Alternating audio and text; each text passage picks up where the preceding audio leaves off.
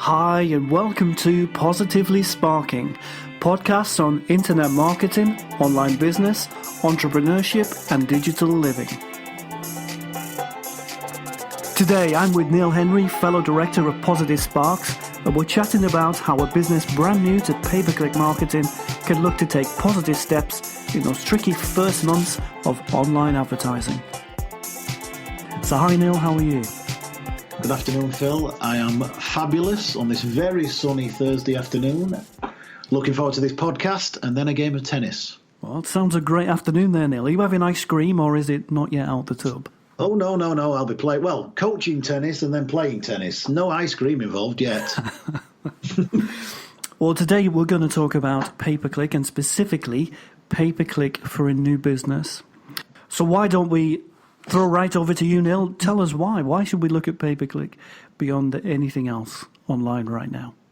Okay, well, long story short, for the last, I would say, 10 years, certainly in the last 5, the ways of getting web traction for a business, certainly for a small business, has been all about organic listings and organic search results. But in recent times, those organic results, as we've touched on in previous podcasts, has been marginalized by Google, Facebook, all the different social platforms, getting more and more savvy to what the online searcher wants. So because of that, content marketing, organic search listings that come from content are getting moved further and further down a page because Google knows exactly what people are searching for when they search for certain keywords. So because of that, they have a really good way, and Facebook, in my opinion, an even stronger way of seeing the intent of the audience searching for something or viewing something at their leisure.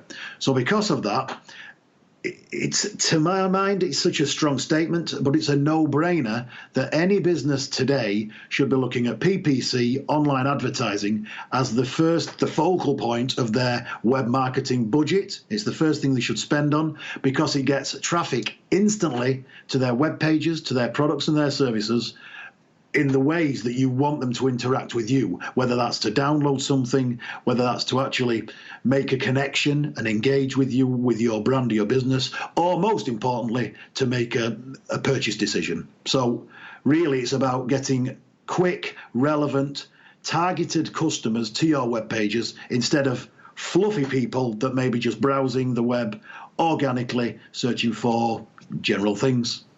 Yeah, I think that was well put. You know, we have a client in particular, I won't mention their name because that would perhaps be unfair, who gets a huge amount of traffic to their site every month. But if we really looked at that traffic, they get about 30,000 visits a month. We actually have 3 or 4 clients doing that right now. But this particular one, pretty much 29,000 are information searches for people looking for things that their site will tell them without really having a commercial intent. The 1,000 visitors coming from PPC ads, they are different. They have that commercial intent. So if you look at their site, it's fantastic to have all our organic traffic, but the pay-per-click traffic is the one that is going to sell us right now. We might say that the organic traffic has every chance of becoming a customer further down the line. That's great. It just means perhaps that organic traffic is traffic that needs more work done upon it, whereas paid traffic is driving that. People with commercial intent is really what that is bringing. And let me ask you, I know the answer to this question, Phil, but just I think for the benefit of listeners, when you talk about conversion traffic, because this is people on the ads are coming and they have an intent, so that you are looking at a far more successful opportunity to convert them into a paid customer. Do you also think there is still mileage, though, in the requirement of organic listings, content that is required for them as a big business to deliver that kind of content, engagement, insights in their industry? I do, because I think that is very good branding.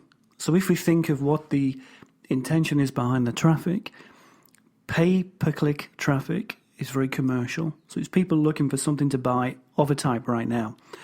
The informational traffic that content tends to drive is fantastic for your brand. So if someone comes to your site via an ad, they probably also go to another site from an ad as well. If your site is full of great information and content, your site probably gets the call before the other one because you are delivering so much information. Yep, perfect. No, very good point. So should we look at what we would do with a brand new customer and try and lay down in audio what kind of steps we might go through? That sound fun? Absolutely. Yeah. I think the first point there, which kind of wraps around, dovetails from what we just said that before, would be that we're talking here now with PPC advertising, online advertising. You're talking about people with an intent to buy, an intent to engage in some way. So would you describe them, if we were looking at a funnel, a visionary funnel, they are at the bottom end of the funnel, as opposed to when we're talking about the organic and the content that you may be looking to generate engagement with your brand around, would that be a much wider top end of the funnel? Yes, if the bottom end is people who are closer to that point where they're going to purchase. Yeah. Okay. So with that in mind, which would lead me to suggesting where we take this conversation in terms of how would we take a new PPC client in month 1 and then into 2 and 3? Is that what you're looking at? I think so. And look at, that funnel we should keep up because that's something we can refer to.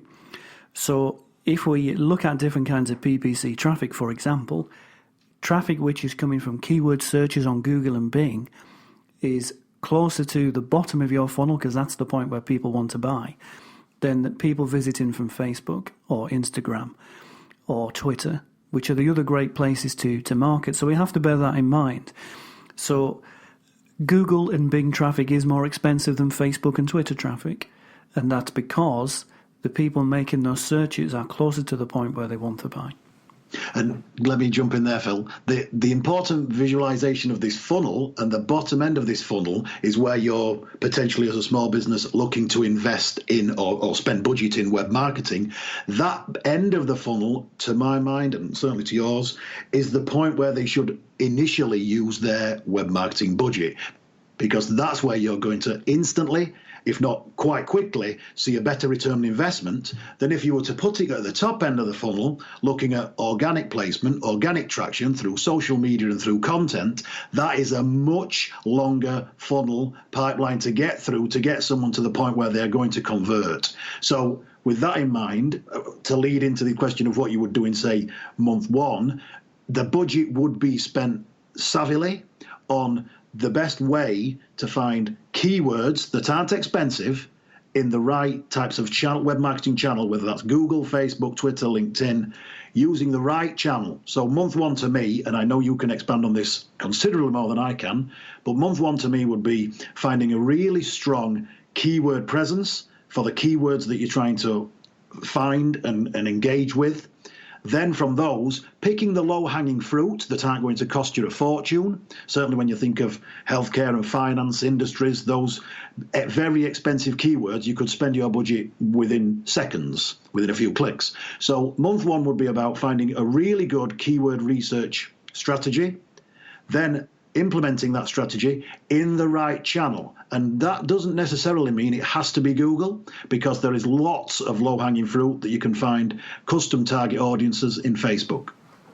Indeed. And if we might, for example, decide we're going to go and focus on Facebook because the cost per click in Google is too high for us to think about with the budget we have. What that means is we'll probably have to do a bit more work with that person that visits our page from Facebook than we might do from Google. That's what I think it means. But yes, you're right. If we start off and look at how we can find the keywords that we're looking to attract, then ways that we can make expensive clicks cheaper are to look at things like locality. So if we are going to go into finance or health, which are really expensive industries, then we should find that adding on a very specific locality to the end of our main keyword makes it a bit cheaper. So if we know that health insurance is very expensive. So if we try and target health insurance as a keyword in the UK, huge cost per click. So how cheap can we get that click if we begin to put things on the end of that keyword? Health insurance consultant in Stockport, for example. Maybe we can even go down even further. You know, I live in a small village in Cornwall, so a health insurance consultant in St Agnes is probably cheaper still. And we can look at things like that to really define down what we're trying to offer. Maybe we also look at keywords which are age-related, so health insurance for over 60s might be something for us to look at, because again, it's much more specific. And, you know, we have these phrases which have been around a long time in web marketing, long phrase keywords and short phrase keywords. And they apply to PPC as well, because short phrase keywords are always more expensive because there's way more traffic and lots more competition. The longer we can make the keywords that we target, generally speaking, the cheaper they are. Mm-hmm. Another thing I've written down for people to look at is vouchers in month one, usually for a brand new advertiser, certainly on AdWords and on Bing ads as well. There are vouchers there for us to apply for. So a new advertiser on Google AdWords right now can get a voucher of up to £120, which, although we can't use in month one, we can match spend our month one spend up to a value of £120 in month two. So that means if we get that voucher, month two has a little bit of a credit balance for us to work off. Bing will give you £50 credit right away to kick off with. So both those two vouchers are worth looking at right away. Don't you find it fascinating that Bing give you less money than Google, yet Google is the daddy? Well, I suppose so. I guess with Bing, you can start right away. That's maybe the the advantage. Maybe they know the results that you can get from Google. Maybe so. And then the first month is always the toughest. That's something else to bear in mind. Because in that first month, we have zero data, we struggle to push our money onto the keywords and the if we're doing Facebook ads, the interests, which generate the best inquiries for us. So we have to accept that month one is going to be as much about research as it is about success. And if we go into it with that point of view in mind and we have a set budget that we want to spend, we can ensure that Google, Bing, Facebook, Twitter, whatever we're going to advertise on, sticks to the budget that we want to specify. And what we absolutely have to get ready right away is conversion tracking. To go into PPC without conversion tracking is really tough. So whatever kind of site we have, we might sell online, we might not. If we do sell online, we should be able to track a conversion all the way through from a keyword or a Facebook ad click all the way through to a successful purchase. If we don't have e-commerce payments on our site, then we have to think of what other actions do we want to motivate. Is there a free download? Are we offering something free for a registration? Is that what we're trying to track? Or if we have nothing else, if we are looking to generate phone calls and we really do have nothing digital that we're trying to track, then as a minimum, sometimes looking at a time period on the website can be a great conversion. So if we track people who come from pay-per-click ads on Google, Twitter, Facebook, whatever, and we track how many spend 2 minutes or more on our site, it's generally a good guide as to how well that keyword is doing for us. That's a very good statistic, 2 minutes of activity on the site. Phil, could you just explain, because this obviously relates to a few of our clients, in terms of that conversion flow, and it kind of stops at the end point where it requires that manual intervention, i.e. a phone conversation, because they don't have an online processing or an online transaction that takes place. Could you just explain in that regard what is so important to make sure the conversion flow is able to be tracked from start to finish? Because that end point is the crucial element of why we are so successful with PPC campaigns, but it does require that manual intervention between the client and us. So can you just explain that? Yeah, I think when you do any kind of online marketing, PPC, content marketing, whatever, it's the time comes for the company to start asking people who do call in where they were found, because that can really help everyone involved begin to track campaigns better. So if whoever is answering your phone calls asks every person where they found us, notes down how many came from a Google search or how many came from a